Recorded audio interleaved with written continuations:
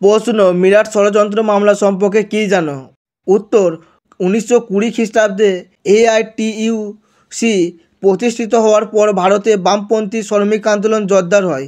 এই অবস্থায় ব্রিটিশ সরকার এই আন্দোলন বন্ধ করার জন্য উঠে পড়ে লাগে।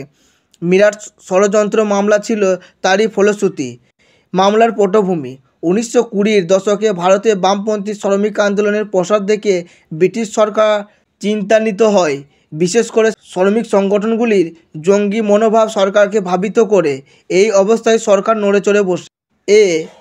ফলস্বরূপ 1929 খ্রিস্টাব্দে শ্রমিক বিরোধী ট্রেড ডিসপিউট বিল ও পাবলিক সেফটি অ্যাক্ট ঘোষণা।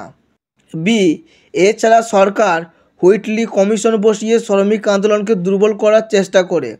মামলা দায়ের: এরপর ওই বছরই 1929 খ্রিস্টাব্দে সরকার ধরণী গোস্বামী, মুজাফফর আহমদ, PC যোশী, SA ডাঙ্গে সহ 33 জন বামপন্থী শ্রমিক নেতাকে আটক করে তাদের বিরুদ্ধে রাষ্ট্রবিরোধী ষড়যন্ত্রের মামলা দায়ের করা হয়।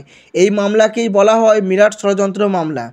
মামলার ফল: মিরাট ষড়যন্ত্র মামলা প্রায় 4.5 বছর ধরে চলে। 1933 খ্রিস্টাব্দে মামলার রায় ঘোষিত হয়।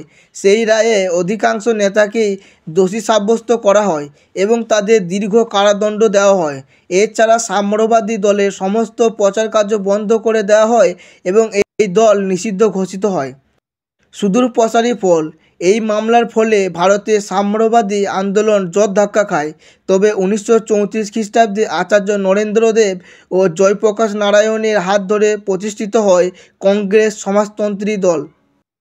ভিডিওটি ভালো লাগলে লাইক করবে, তোমার কোনো কিছু জিজ্ঞাসা থাকলে কমেন্ট করবে এবং এই ধরনের ভিডিও পাওয়ার জন্য চ্যানেলটিকে সাবস্ক্রাইব করে পাশে থাকা বেল আইকনটিতে ক্লিক করে দেবে।